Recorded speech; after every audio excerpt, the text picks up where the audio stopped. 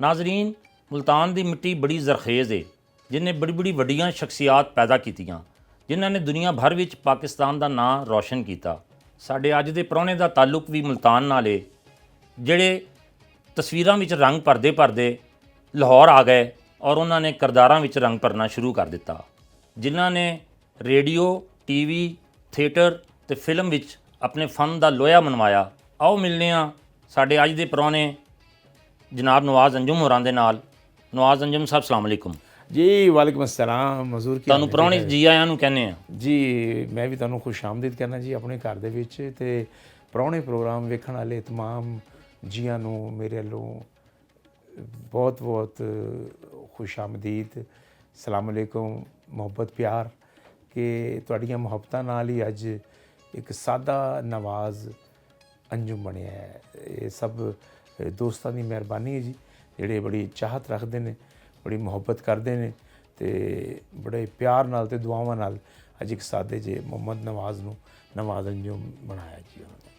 ਨਵਾਜ਼ ਅੰਜੁਮ ਸਾਹਿਬ, ਤੁਸੀਂ ਮੁਲਤਾਨ ਦੇ ਇੱਕ ਛੋਟੇ ਜਿਹੇ ਚੱਕ 5 ਦੇ ਵਿੱਚ ਪੈਦਾ ਹੋਏ। ਚੱਕ 5 ਫੈਜ਼ ਦੇ ਵਿੱਚ ਪੈਦਾ ਹੋਏ ਤੇ ਉੱਥੋਂ ਲੈ ਕੇ ਤੇ ਲਾਹੌਰ ਤੱਕ ਦਾ ਸਫ਼ਰ ਕਿਸ ਤਰ੍ਹਾਂ ਤੈਅ ਕੀਤਾ ਤੁਸੀਂ? ਅਸਲ 'ਚ ਰਾਜਸਥਾਨ ਤੋਂ ਜਦੋਂ ਮਾਈਗ੍ਰੇਟ ਕਰਕੇ ਪਾਕਿਸਤਾਨ ਆਏ ਸਾਂ ਅਤੇ ਨਾਨਕਾ ਮੇਰਾ ਚੱਕ 5 ਫੈਜ਼ 'ਚ ਸੀ। ਅਸੀਂ ਪੜਾਓ ਜਿਹੜਾ ਸੀ ਉਹ ਅਸੀਂ ਮੁਲਤਾਨ ਹੀ ਕੀਤਾ ਸੀ। ਮੇਰੇ ਵਾਲਿਦ ਸਾਹਿਬ ਬੇਸਿਕਲੀ ਡਰਾਈਵਰ ਸਨ। ਅੱਛਾ। ਬੱਸ ਚਲਾਉਂਦੇ ਸਨ, ਉਦੋਂ ਇਸਮਾਈਲ ਬੱਸ ਚੱਲਦੀ ਸੀ ਮੁਲਤਾਨ ਤੋਂ ਮੀਆਂ ਚੰਨੂ। ਅੱਛਾ। ਉਹ ਬੱਸ ਚਲਾਉਂਦੇ ਸਨ ਅਤੇ ਮੇਰੇ ਜਿਹੜੇ ਤਾਇਆ ਜੀ ਸਨ, ਮੇਰੇ ਅੱਬੇ ਤੋਂ ਵੱਡੇ ਜਿਹੜੇ, ਉਹ ਤੇਲ ਲੀਟਰ ਦਾ ਕੰਮ ਕਰਦੇ ਸਨ ਮੁਲਤਾਨ। ਅੱਛਾ। ਉਹਨਾਂ ਦੀ ਸ਼ੌਪ ਸੀ। ਸਾਨੂੰ ਆਲਰੇਡੀ ਨਾ ਅਲਾਟ ਹੋਏ ਸਨ ਔਕਾਫ ਵੱਲੋਂ ਨਾ ਘਰ ਅਤੇ ਦੁਕਾਨ ਜਿਹੜੀ ਹੈ ਔਕਾਫ ਵੱਲੋਂ ਮਿਲੀ। ਫਿਰ ਜਦੋਂ ਤੇਲ ਵਾਲੀ ਦੁਕਾਨ ਨਾਲ ਮੇਰੇ ਤਾਇਆ ਅੱਬੂ ਜੀ ਨੇ ਕਿਹਾ ਕਿ ਯਾਰ ਡਰਾਈਵਿੰਗ ਸ਼ਰਾਈਵਿੰਗ ਦਾ ਕੰਮ ਛੱਡ ਦੇ, ਤੇਰੇ ਛੋਟੇ ਬੱਚੇ ਨੇ। ਉਹ ਤਾਏ ਦੀ ਔਲਾਦ ਨਹੀਂ ਸੀ।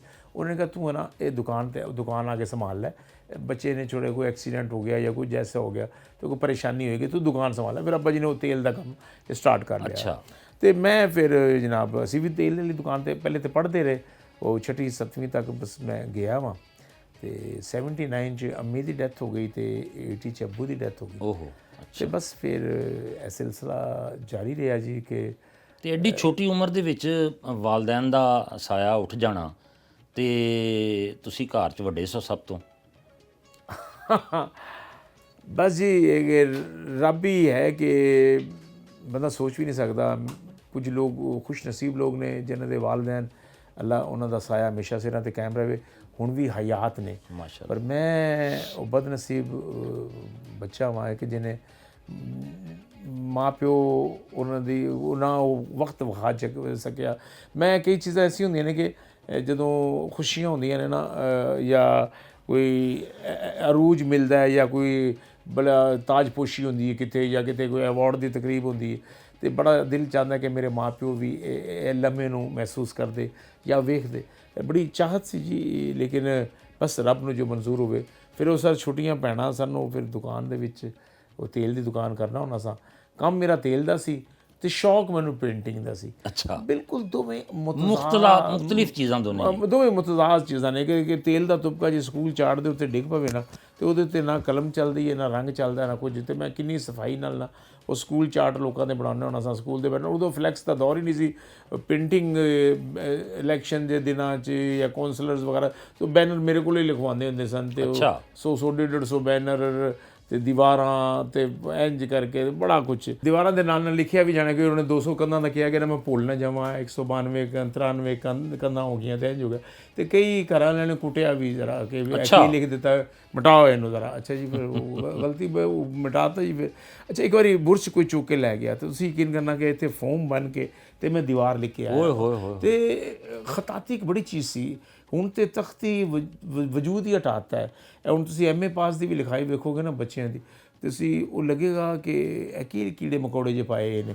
ਬਾਲ ਪੈਨ ਯੂਜ਼ ਕਰਨਾ ਮਾਸਟਰ ਇਹਨੂੰ ਸਜ਼ਾ ਸਖਤ ਮਿਲਦੀ ਹੈ, ਕਿਉਂਕਿ ਬਾਲ ਪੈਨ ਨਾਲ ਲਿਖਾਈ ਤੇਜ਼ ਹੁੰਦੀ ਹੈ ਤੇ ਲਿਖਾਈ ਖਰਾਬ ਹੋ ਜਾਂਦੀ ਹੈ। ਮਾਸਟਰ ਜਿਹੜਾ ਸੀ ਨਾ ਉਹ ਕਲਮ ਜਾਂ ਹੋਲਡਰ ਜਾਂ ਉਹ ਆਲਮਗੀਰ ਪੈਨ ਹੁੰਦਾ ਸੀ ਜਾਂ ਜ਼ੈਡ ਦੀ ਨਿਬ ਹੁੰਦੀ ਸੀ, ਉਹ ਨਾ ਉਹਦੇ ਨਾਲ ਤੁਸੀਂ ਨਾ ਦੁਆ ਦੇ ਵਿੱਚ ਡੋਬ ਕੇ ਤੇ ਉਹਦੇ ਨਾਲ ਤੁਹਾਨੂੰ ਫਿਰ ਮੈਂ ਨਾ ਜਦੋਂ ਮੇਰੇ ਉਸਤਾਦ ਵੀ ਸਨ, ਉਸਤਾਦ ਮੀਰੂ, ਇੱਕ ਉਸਤਾਦ ਪੀਰੂ ਸੀ ਜਿਹਨੇ ਇੱਕ ਕੋਲੋਂ ਮੈਂ ਪੇਂਟਿੰਗ ਸਿੱਖੀ, ਇੱਕ ਕੋਲੋਂ ਮੈਂ ਖਤਾਤੀ ਸਿੱਖੀ, ਤੇ ਉਹ ਸਭ ਤੋਂ ਪਹਿਲੇ ਉਹਨਾਂ ਨੇ ਮੈਨੂੰ ਸ਼ੇਡ ਦੇਣਾ ਸਿਖਾਇਆ ਕਿ ਲਫ਼ਜ਼ ਦੇ ਪਿੱਛੇ ਸ਼ੇਡ ਕਿਸ ਤਰ੍ਹਾਂ ਦੇਈਦਾ ਕਿ ਇਹ ਲਫ਼ਜ਼ ਉਭਰ ਕੇ ਉੱਤੇ ਆ ਜਾਵੇ, ਕਿਸੇ ਨੇ ਨਾ ਜਨਾਬ ਇਹਨੂੰ ਤਰਾਸ਼ ਕੇ ਨਾ ਉਹ ਉਭਾਰ ਕੇ ਰੱਖਿਆ, ਇਹ ਸ਼ੇਡ ਦੇਣਾ ਵੀ ਵੀ ਬੜਾ ਕੰਮ ਸੀ। ਤਾਂ ਫਿਰ ਉਹ ਸ਼ੁਕਰ ਅਲਹਮਦੁਲਿਲਾ ਫਿਰ ਅੱਲਾਹ ਤਾਲਾ ਨੇ ਬੜਾ ਕੰਮ। ਫਿਰ ਅਸਲ 'ਚ ਇਹ ਚੀਜ਼ਾਂ ਸਨ ਨਾ ਜੀ, ਐਕਟਿੰਗ ਤੇ ਆਲਰੇਡੀ ਹੋ ਗਿਆ, ਕਿਉਂਕਿ ਇਹ ਚੀਜ਼ ਵੀ ਫਨੂਨ ਲਤੀਫਾ ਦੇ ਵਿੱਚ ਆ ਜਾਂਦੀ ਹੈ, ਐਕਟਿੰਗ ਵੀ ਫਨੂਨ ਹੈ। ਤੁਹਾਨੂੰ ਪਤਾ ਕਿ ਇਸ ਤਸਵੀਰ ਦੇ ਵਿੱਚ ਮੈਂ ਰੰਗ ਭਰਾਂਗਾ, ਇਹ ਕਿਰਦਾਰ ਦੇ ਵਿੱਚ ਇਹ ਰੰਗ ਭਰਾਂਗਾ ਤੇ ਸੋਹਣਾ ਲੱਗੇਗਾ। ਬਿਲਕੁਲ ਸਹੀ। ਤੇ ਉਹਦੇ ਉੱਥੇ ਜਨਾਬ ਕਈ ਮੇਰੇ ਦੋਸਤ ਸਨ ਜਿਹਨਾਂ ਨੂੰ ਐਕਟਿੰਗ ਦਾ ਬੜਾ ਸ਼ੌਕ ਸੀ ਕਿ ਉਹ ਕੰਮ ਕਰਦੇ ਸਨ। ਉਹ ਕਹਿੰਦੇ ਸੀ ਯਾਰ ਆ ਤੈਨੂੰ ਮੈਂ ਡਰਾਮਾ ਸ਼ਰਾਮਾ ਕਰਵਾਉਣਾ ਵਾਦਾ ਫਲਾਣਾ। ਤੇ 78 ਦੇ ਵਿੱਚ ਪਹਿਲਾ ਡਰਾਮਾ ਕੀਤਾ, ਉਦੋਂ ਅੱਬਾ ਜੀ ਹਯਾਤ ਸਨ। ਅੱਛਾ। ਤੇ ਉਦੋਂ ਐਵੇਂ ਇੱਕ ਮਾਈਨਰ ਜਿਹਾ ਰੋਲ ਕਰ ਆਇਆ ਮੈਂ ਸਿਪਾਹੀ ਦਾ, ਤੇ ਇੱਕ ਡਰਾਮੇ 'ਚ ਨਾ ਉਹਨਾਂ ਨੇ ਕੰਪਾਊਂਡਰ ਜਿਹਾ ਬਣਾ ਦਿੱਤਾ ਤੇ ਮੈਂ ਉਹ ਕਰ ਲਿਆ। ਤੇ ਪ੍ਰੋਪਰ ਜਿਹੜਾ ਹੈ ਨਾ ਉਹ ਸਈਦ ਮੋਹਸਨ ਗਿਲਾਨੀ ਸਾਹਿਬ ਮੈਨੂੰ ਹੈ ਨਾ, ਉਹ ਜਦ ਮੇਰੀ ਦੁਕਾਨ ਦੇ ਕੋਲ ਰੇਹੜੀ ਖਲੋਂਦੀ ਸੀ ਚਾਵਲਾਂ ਵਾਲੀ, ਤੇ ਉੱਥੇ ਆ ਕੇ ਚਾਵਲ ਵਗੈਰਾ ਖਾਂਦੇ ਹੁੰਦੇ ਸਨ। ਤੇ ਉਹਨਾਂ ਨੇ ਆ ਕੇ ਨਾ ਫਿਰ ਉਹਨਾਂ ਨੇ ਵੇਖਿਆ ਕਿ ਅੰਦਰ ਨਾ ਬੱਚਿਆਂ ਨੂੰ ਫੀਡਰ ਬਣਾ ਕੇ ਵੀ ਦੇ ਰਿਹਾ, ਉਹਨਾਂ ਦੇ ਪੋਤਲੇ ਸ਼ੋਤਲੇ ਵੀ ਬਦਲ ਰਹੇ ਆ। ਉਦੋਂ ਕਦੋਂ ਪੈਂਪਰ ਸ਼ੈਂਪਰ ਦਾ ਕਿਹੜਾ ਦੌਰ ਸੀ, ਕਦੋਂ ਦੌਰ ਸੀ। ਤੇ ਉਹ ਜਨਾਬ ਉਹਨਾਂ ਨੇ ਫਿਰ ਦੱਸਿਆ ਰੇਹੜੀ ਵਾਲੇ ਨੇ ਕਿ ਜਨਾਬ ਇਹ ਹੈ ਨਾ ਇਹਦੇ ਵਾਲਦਾ, ਤੇ ਉਹਨੇ ਕਿਹਾ ਯਾਰ ਇਹ ਤਾਂ ਇਸ ਤਰ੍ਹਾਂ ਤਾਂ ਪਾਗਲ ਹੋ ਜਾਏਗਾ। ਫਿਰ ਉਹ ਮੈਨੂੰ ਉਹ ਫੀਲਡ 'ਚ ਲੈ ਗਿਆ। ਉਹ ਫਿਰ ਕਹਿੰਦੇ ਨੇ ਜੀ ਕਿ ਇੰਨਾ ਮਲਾ ਮਾਲ ਬਿੰਨੀ ਆ ਤਾਂ ਮਤਲਬ ਦਾਰਮਦਾਰ ਨੀਅਤੋਂ ਪਰ ਹੈ, ਜੇ ਤੁਹਾਡੀ ਨੀਅਤ ਅੱਛੀ ਹੈ ਨਾ ਤੇ ਰੱਬ ਤੁਹਾਨੂੰ ਗਾਈਡ ਕਰਨ ਵਾਲੇ ਅੱਛੇ ਮਿਲਾਉਂਦਾ। ਤੇ ਛੋਟੇ ਭੈਣ ਭਾਈਆਂ ਨੂੰ ਤੁਸੀਂ ਆਪ ਪਾਲਿਆ ਸਾਰਿਆਂ ਨੂੰ? ਜੀ ਜ਼ਾਹਿਰ ਜੀ ਗੱਲ ਜੀ। ਉਹ ਫਿਰ ਤਾਏ ਦੇ ਘਰ ਬਸ ਸ਼ਾਮ ਤੱਕ ਛੱਡ ਆਉਣਾ ਸਭ, ਪਹਿਲੇ ਦੁਕਾਨ 'ਤੇ ਬਿਠਾ ਕੇ, ਫਿਰ ਕਿਉਂਕਿ ਤਾਏ ਦੇ ਬੱਚੇ ਸਨ, ਉਹਨਾਂ ਦੇ ਵਿਆਹ ਹੋਏ ਸਨ।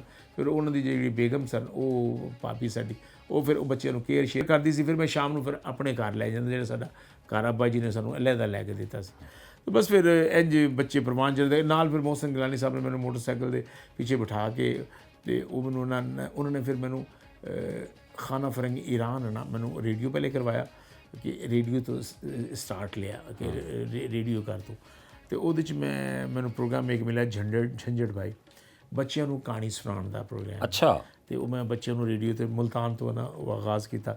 अरे प्यारे बच्चों, मैं ये बताना चाहता हूँ, आप यकीन कीजिएगा तो वो बातचीत ਉਹਦੇ ਨਾਲ ਮੈਨੂੰ ਨਾ ਸਰ ਫਿਰ ਉਹ ਕੇਸਟਾਂ ਤਾਂ ਉਦੋਂ ਦੌਰ ਸੀ। ਹਾਂਜੀ ਹਾਂਜੀ। ਤੇ ਉਹ ਮੈਂ ਫਿਰ ਨਾ ਨੂਰ ਜਹਾਂ ਦੇ ਗਾਣਿਆਂ ਤੋਂ ਪਹਿਲੇ ਨਾ ਉਹਦਾ ਲਿੰਕ ਬਣਾਉਣਾ ਹੁੰਦਾ ਸਾਂ, ਉਹ ਲਿਖਣਾ ਮੈਂ ਆਪ ਹੀ ਸਾਂ, ਕੁੜੀ ਨਾਲ ਇੱਕ ਲੈ ਕੇ ਇਹ ਆਰਟਿਸਟ, ਤੇ ਉਹ ਅਸੀਂ ਦੋਵੇਂ ਇੱਕ ਲਿੰਕ ਵੀ ਗਾਣਾ ਐਵੇਂ ਟੁੱਟ ਚੱਲੇ ਆ, ਇਹਦਾ ਕੋਈ ਲਿੰਕ ਭੇੜਿਆ ਮੇਰੀ ਗੱਲ ਤੇ ਸੁਣ।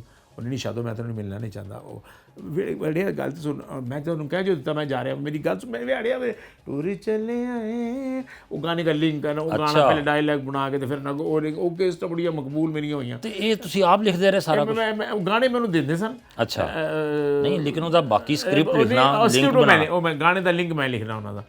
ਤੇ ਫਿਰ ਮੈਂ ਕਰਾਚੀ ਚਲਾ ਗਿਆ। ਫਿਰ ਕਰਾਚੀ ਦਾ ਕੰਮ ਕੀਤਾ, ਮਿਊਜ਼ਿਕ ਮਿਲ cassette company, then eagle cassette company, ਉੱਥੇ ਫਿਰ ਫਲੀਟ ਕਲੱਬ 'ਚ ਵੀ ਕੰਮ ਕੀਤਾ, ਦੈਨ ਬਾਦਰਾਬਾਦ ਅੰਬਰ ਆਡੀਟੋਰੀਅਮ 'ਚ ਵੀ ਕੰਮ ਕੀਤਾ, ਬੜਾ ਕੁਝ। ਤੇ 82 ਦੇ ਵਿੱਚ ਮੈਂ ਜਦੋਂ ਕੰਮ ਕਰ ਰਿਹਾ ਸਾਂ ਆਰਟਸ ਕੌਂਸਲ ਦੇ ਵਿੱਚ, ਮੈਂ ਡਰਾਮਾ ਕਰ ਰਿਹਾ ਸਾਂ ਨਾ ਛੇੜ ਮਲੰਗਾ ਨੂੰ। ਉੱਥੇ ਨਾ ਇੱਕ ਅਰਬੀ ਹੈ ਨਾ ਇੱਕ ਡਰਾਮਾ ਵੇਖਣ ਆਇਆ, ਤੇ ਉਹਨੇ ਵੇਖਿਆ ਤੇ ਉਹਨੇ ਮੈਨੂੰ ਡਰਾਮੇ ਤੋਂ ਬਾਅਦ ਨਾ ਉਹਨੇ ਕਿਹਾ ਰਿਹਾ ਮੈਨੂੰ ਇਹ ਬੰਦੇ ਮੈਨੂੰ ਓਮਾਨ ਲੈ ਕੇ ਜਾਣਾ ਚਾਹ ਰਿਹਾ। ਅੱਛਾ। ਉਹ ਮੈਨੂੰ ਮਿਲਿਆ, ਉਹਨੇ ਕਹਾ ਬੁਲਵਾਇਆ, ਉਹਨੇ ਕਹਾ ਤਾਲ। ਉਹ ਦੂਸਰਾ ਉਹਦੇ ਨਾਲ ਜਿਹੜਾ ਤਰਜਮੇ ਵਾਲਾ ਸੀ, ਉਹਨੇ ਕਿਹਾ ਉਹ ਕਹਿ ਰਹੇ ਤੁਹਾਨੂੰ ਬੁਲਾਉਣਾ ਚਾਹ ਰਹੇ ਨੇ ਜੀ, ਇਹ ਮਿਲਣਾ ਚਾਹ ਰਹੇ ਨੇ।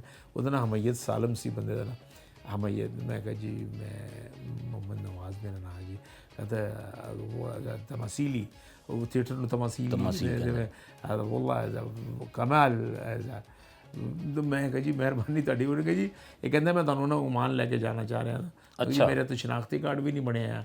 ਤੇ ਮੈਂ ਕਿਹਾ ਜੀ ਉਹਨੇ ਕਿਹਾ, ਉਹ ਕਹਿੰਦਾ ਜੀ ਸ਼ਨਾਖਤੀ ਕਾਰਡ ਵੀ ਮੈਂ ਬਣਵਾਵਾਂਗਾ ਤੇ ਪਾਸਪੋਰਟ ਵੀ ਮੈਂ ਬਣਵਾਵਾਂਗਾ। ਦੋਵੇਂ ਚੀਜ਼ਾਂ ਉਹਨੇ ਮੇਰੀ ਬਣਵਾਈਆਂ। ਵਾਹ ਵਾਹ ਵਾਹ। ਤੇ ਪਹਿਲੀ ਵਾਰੀ ਓਮਾਨ 'ਚ ਇੱਕ ਮਹੀਨੇ ਵਾਸਤੇ ਮੈਨੂੰ ਲੈ ਕੇ ਗਿਆ, ਤੇ ਉਹਦੇ 'ਚ ਹੋਰ ਵੀ ਕਾਫੀ ਸਾਰੇ ਆਰਟਿਸਟ ਮੁਲਤਾਨ ਦੇ ਵਿੱਚ ਕੁੜੀਆਂ ਵਗੈਰਾ, ਤੇ ਉਹ ਡਰਾਮਾ ਟਿਕ ਲੈ ਕੇ ਬਣਾ ਕੇ ਲੈ ਕੇ ਗਿਆ ਮੈਨੂੰ। ਤੇ 5000 ਰੁਪਏ 'ਚ ਇੱਕ ਮਹੀਨੇ ਵਾਸਤੇ 82 'ਚ ਤੇ 5000 ਰੁਪਏ ਜਦੋਂ ਮਹੀਨੇ ਬਾਅਦ ਮੈਂ ਲੈ ਕੇ ਆਇਆ ਤਾਂ ਉਹ ਇੰਜ ਸੀ ਕਿ ਪਤਾ ਨਹੀਂ ਕਿ ਕਿੰਨਾ ਕੁ ਪੈਸਾ ਮੈਂ ਕਮਾ ਲਿਆ। ਨਾਲੇ ਫਿਰ ਬਾਹਰ ਦੇ ਮੁਲਕ ਜਾਣਾ ਪਹਿਲੀ ਦਫਾ। ਲੁਫਟੈਂਜ਼ਾ 에ਅਰਲਾਈਨਸ ਦੇ ਵਿੱਚ ਮੈਂ ਕਰਾਚੀ ਤੋਂ ਗਿਆ ਵਾਂ ਤੇ ਪਹਿਲੀ ਵਾਰੀ ਮੈਂ ਤੇ ਪਾਸਪੋਰਟ ਮੈਂ ਪਹਿਲੀ ਵਾਰੀ ਕਰਾਚੀ ਉਹਨੇ ਮੈਨੂੰ ਫੜਾਇਆ। ਮੈਨੂੰ ਇਹ ਵੀ ਨਹੀਂ ਪਤਾ ਸੀ ਕਿ ਪਾਸਪੋਰਟ ਮੈਂ ਵੇਖਿਆ ਵੀ ਨਹੀਂ ਸੀ ਉਦੋਂ ਤੇ ਫੋਟੋਆਂ ਦੇ ਜਾਂ ਸਨ ਤੇ ਸਾਈਨ ਕਰਕੇ ਫਾਰਮ ਆਪ ਹੀ ਹੈ ਨਾ ਓਪਨ ਫੋਟੋ ਲੱਗਦੀ ਸੀ ਓਪਨ ਹੀ ਸਭ ਕੁਝ ਨਾ ਹੁੰਦਾ ਸੀ। ਉਹ ਜਨਾਬ ਮੈਂ ਕਰਾਚੀ ਤੋਂ ਅਸੀਂ ਟਰੈਵਲ ਕੀਤਾ ਤੇ ਓਮਾਨ ਗਏ ਆ ਤੇ ਮੈਂ ਆਲਰੇਡੀ ਤੇ ਪੁੱਪੀ ਦੀ ਧੀ ਨਾਲ ਮੇਰੀ ਆਲਰੇਡੀ ਨਾ ਨਿਕਾਹ ਹੋ ਚੁੱਕਿਆ ਸੀ ਤੇ ਮੈਂ ਉਹਦੇ ਨਾਲ ਨਾ ਬਸ ਰਾਬਤੇ 'ਚ ਰਹਿਣਾ ਸੀ। ਉਹਦੇ ਕੋਲ ਮੈਂ ਉਹ ਦੁਬਈ ਰਹਿੰਦੀ ਸੀ ਉਹਦੇ ਕੋਲ ਪੁੱਛਣਾ ਤੇ ਉਹਨੇ ਫਿਰ ਮੈਨੂੰ ਦੱਸਿਆ ਕਿ ਇਹ ਲਫ਼ਜ਼ ਇੰਜ ਕਹੀ ਇਹ ਲਫ਼ਜ਼ ਇਹ ਲਫ਼ਜ਼ ਅਰਬੀ ਦੇ ਜਿਹੜੇ ਲਫ਼ਜ਼ ਫਿਰ ਮੈਂ ਨਾ ਉੱਥੋਂ ਜਦੋਂ ਜਾ ਕੇ ਮੈਂ ਰੋਲ ਕੀਤਾ ਨਾ ਵਾਹਿਦ ਇਤਨੀ ਇੰਤਲੈਤ और خمسة ست سبعة ثمانية عشرة هذا فتح موجود أنا ما في كل اللي ما في مشكلة والله يا رفيق يا حبيبي هذا تعال والله والله يا هذا والله هذا أختي والله ياخذ أخبر معه والله ਲੋਕ ਨਾ ਉਹ ਕਹਿੰਦੇ ਇਹ ਤੇ ਕੱਲ ਤੇ ਆਇਆ ਇਹਨੂੰ ਇੰਨਾ ਮੈਨੂੰ ਇਨਾਮ ਬਹੁਤ ਮਿਲਿਆ। ਪਹਿਲੀ ਵਾਰੀ ਹੈ ਨਾ ਮੈਨੂੰ ਉਹਨਾਂ ਨੇ ਫ੍ਰਿਜ ਦਿੱਤਾ ਐਡਾ ਵੱਡਾ ਫ੍ਰਿਜ ਉਹਨਾਂ ਨੇ ਗਿਫਟ ਕੀਤਾ। ਫਿਰ ਓਮਾਨ ਦੇ ਵਿੱਚ ਨਾ ਮੈਂ ਜੀ ਫਿਰ ਆਲੀਆ ਬੇਗਮ ਦੇ ਨਾਲ ਐਜ਼ ਏ ਹੀਰੋ ਗਿਆ, ਨਗਮਾ ਬੇਗਮ ਨਾਲ ਐਜ਼ ਏ ਹੀਰੋ ਗਿਆ, ਸ਼ਾਹਿਦ ਅਮੀਨੀ ਨਾਲ ਗਿਆ, ਦੈਨ ਮਦੀਆ ਸ਼ਾਹ ਨਾਲ ਗਿਆ। ਫਿਰ ਮੈਂ ਸਬੀਆ ਖਾਨਮ ਨਾਲ ਵੀ ਤਾਂ ਤੁਸੀਂ ਕੀਤਾ ਸੀ? ਮੁਲਤਾਨ 'ਚ ਕੀਤਾ। ਅੱਛਾ ਮੁਲਤਾਨ 'ਚ ਕੀਤਾ। ਫਿਰ ਉਸ ਤੋਂ ਬਾਅਦ ਮੁਸਰ ਰਸ਼ੀਨ ਸਾਹਿਬਾ ਉਹਨਾਂ ਨਾਲ ਗਿਆ ਜੀ। ਫਿਰ ਜਦੋਂ ਮੈਂ ਸਈਦ ਖਾਨ ਸਾਹਿਬ ਨਾਲ ਗਿਆ ਨਾ ਰੰਗੀਲਾ ਸਾਹਿਬ ਨਾਲ ਤੇ ਉਹਨਾਂ ਨੇ ਜਦੋਂ ਕੰਮ ਵੇਖਿਆ ਨਾ ਉਹਨੇ ਕਿਹਾ ਨਾ ਨਾ ਨਾ ਨਾ ਉਹ ਤਾਂ ਤੇਰਾ ਸ਼ਹਿਰ ਹੈ ਨਹੀਂ, ਤੇਰਾ ਸ਼ਹਿਰ ਤੇ ਲਾਹੌਰ ਹੈ। ਵਾਹ ਵਾਹ। ਉਹ ਫਿਰ ਮੈਨੂੰ ਉਹਨਾਂ ਨੇ ਮੈਂ ਕਿਹਾ ਜੀ ਮੇਰਾ ਤਾਂ ਅੱਛਾ ਲਾਹੌਰ ਤੁਹਾਨੂੰ ਰੰਗੀਲਾ ਸਾਹਿਬ ਲੈ ਕੇ ਆਏ? ਸਈਦ ਖਾਨ ਸਾਹਿਬ ਲੈ ਕੇ ਆਏ ਜਨਾ 1990 'ਚ ਤੇ ਪਹਿਲਾ ਹੀ ਡਰਾਮਾ ਉਹਨਾਂ ਨੇ ਅਸਦ ਨਜ਼ੀਰ ਸਾਹਿਬ ਪ੍ਰੋਡਿਊਸਰ ਸਨ ਤੇ ਬਿੰਦੀਆ ਬੇਗਮ ਡਾਇਰੈਕਟਰ ਸਨ। ਅੱਛਾ ਅਲਮਰਾ 1 ਦੇ ਵਿੱਚ ਡਰਾਮੇ ਦਾ ਨਾਂ ਸੀ ਲਾਹੌਰ ਬਾਈ ਨਾਈਟ। ਜਨਾਬ ਦਾ ਤਾਲੁਕ ਚੁੱਕੇ ਮੁਲਤਾਨ ਨਾਲ ਹੈ, ਤੁਸੀਂ ਰਾਜਸਥਾਨ ਨਾਲ ਵੀ ਹੈ ਤੇ ਰਾਜਸਥਾਨੀ ਵੀ ਬੋਲ ਲੈਂਦੇ ਹੋ ਤੇ ਨਾਲ ਉਹਦੇ ਸਰਾਇਕੀ ਵੀ ਬੋਲ ਲੈਂਦੇ ਹੋ ਤੇ ਹਰਿਆਣਵੀ ਵੀ ਬੋਲ ਲੈਂਦੇ ਹੋ। ਅਜਮਲ ਸਾਹਿਬ ਗੱਲ ਹੈ ਵੀ ਕਿ ਰਾਜਸਥਾਨੀ ਜਿਹੜੀ ਲੈਂਗੁਏਜ ਇਹਨੂੰ ਹਰਿਆਣਵੀ ਲੈਂਗੁਏਜ ਹੀ ਕਹਿੰਦੇ ਨੇ। ਜਿਵੇਂ ਸਰਾਇਕੀ ਲੈਂਗੁਏਜ ਹੈ ਨਾ ਇਹਦੀ ਕਈ 5-6 ਬਹੁਤ ਸਾਰੀਆਂ ਵਰਜਨ ਨੇ। ਜਿਵੇਂ ਮੁਲਤਾਨ 'ਚ ਮਿਡਾ ਸਹੀ, ਸਿੰਧ 'ਚ ਜਾ ਕੇ ਅਦਾ ਸਹੀ, ਇਵੇਂ ਸਰਗੋਦੇ ਜਾ ਕੇ ਮੁੜ ਸੁਣ ਗੱਲ ਮੇਰੀ ਮੈਂ ਤੁਹਾਨੂੰ ਦੱਸਾਂ। ਇਸੇ ਤਰ੍ਹਾਂ ਜਨਾਬ ਜਿਹੜੀ ਰੂਤ ਕੀ ਲੈਂਗੁਏਜ ਹੈ ਰਾਜਸਥਾਨੀ ਲੈਂਗੁਏਜ ਹੈ ਇਹਦੇ 'ਚ ਨਾ ਮੁਖਤਲਿਫ ਵੇਰੀਏਸ਼ਨਾਂ ਨੇ। ਇਹਦੇ 'ਚ ਕੁਰੇਸ਼ੀ, ਰਾਓ, ਰਾਂਗੜ, ਰਾਣਾ, ਜਾਟ, ਮਵਾਤੀ, ਤੋਣੀ, ਰਾਜਪੂਤ, ਬੜੇ ਬੜੇ ਸ਼ੇਖ, ਬੜੇ ਕੌਮਾਂ ਨੇ ਇਹਦੇ 'ਚ। ਈਵਨ ਓਡ ਵੀ ਐਂਡ ਇਹ ਮਵਾਤੀ ਤੇ ਜਾ ਕੇ ਖਤਮ ਹੁੰਦੀ ਹੈ। ਸ਼ੁਰੂ ਇਹਨਾਂ ਕੀ ਕਰਨ ਲਾ ਰਹੇ ਹੋ, ਕਿੰਨੇ ਜਾਣ ਲਾ ਰਹੇ ਹੋ, ਅੜਾ ਕੀ ਕਰਨ ਲਾ ਰਹਾ ਇਹ ਮੁਖਤਲਿਫ ਇਹਦੀਆਂ ਵੇਰੀਏਸ਼ਨਾਂ ਨੇ ਤੇ ਉੱਥੇ ਫਿਰ ਐਂਡ ਤੇ ਜਾ ਕੇ ਮਵਾਤੀਆਂ ਦੇ ਮੁੱਕਦੀ ਜਾ ਕੇ ਤੇ ਇਹਦੀ ਵੀ ਮੁਖਤਲਿਫ ਕੈਟਾਗਰੀ। ਉਸ ਵਿੱਚ ਫਿਰ ਮੇਰਾ ਤਾਲੁਕ ਸੀ ਕਿਉਂਕਿ ਮੁਲਤਾਨ ਨਾਲ ਉਹ ਤੇਲ ਇਤਰ ਦੀ ਦੁਕਾਨ ਸੀ ਤੇ ਤਰ੍ਹਾਂ ਤਰ੍ਹਾਂ ਦੇ ਗਾਹਕ ਆਉਂਦੇ ਨੇ ਤੁਹਾਡੇ ਕੋਲ ਤੇ ਸਰਾਇਕੀ ਜਿਹੜਾ ਆ ਗਿਆ ਨਾ ਤਰਾਏ ਸ਼ਾਰਕਾਂ ਤੇਲ ਦੇ ਉਹਨਾਂ ਲੋਕਾਂ ਨੂੰ ਨਹੀਂ ਪਤਾ ਸ਼ਾਰਕ ਕਿਹਨੂੰ ਕਹਿੰਦੇ ਨੇ, ਛਟਾਂਗ ਨੂੰ ਕਹਿੰਦੇ ਨੇ। ਅੱਛਾ ਤਰਾਏ ਸ਼ਾਰਕਾਂ ਵੀ ਤਰਾਏ 3 ਛਟਾਂਗ ਤੇਲ ਦੇ ਦੇਵੇ ਜਾਂ ਮੁੰਨਾ ਪਾ ਦੇ ਵੀ ਇੱਕ ਪਾ ਉਤਰੇ ਚਾਰ ਜੇ ਮੁੰਨਾ ਪਾ ਵੀ ਨਹੀਂ ਕਿ ਇੱਕ ਛਟਾਂਗ ਹੋਰ ਪਾ ਦਿਓ ਤੇ ਇੱਕ ਪਾ ਹੋ ਜਾਏਗਾ। ਅੱਛਾ ਚਾਰ ਛਟਾਂਗ ਨੂੰ ਇੱਕ ਪਾ ਕਹਿੰਦੇ ਨੇ ਤੇ ਉਹ ਨਾ ਉਸ ਹਿਸਾਬ ਨਾਲ ਫਿਰ ਨਾ ਉਹ ਸਰਾਇਕੀ ਫਿਰ ਸਾਰਾ ਸਾਡੀ ਕੈਂਟ 'ਚ ਦੁਕਾਨ ਸੀ ਤੇ ਉਹ ਸਾਰਾ ਜਿਹੜੇ ਫੌਜੀ ਭਾਈ ਸਨ ਸਾਰੇ ਉਹ ਆਇਲ ਤੇਲ ਵਗੈਰਾ ਮੇਰੀ ਦੁਕਾਨ ਤੋਂ ਹੀ ਲੈਂਦੇ ਸਨ।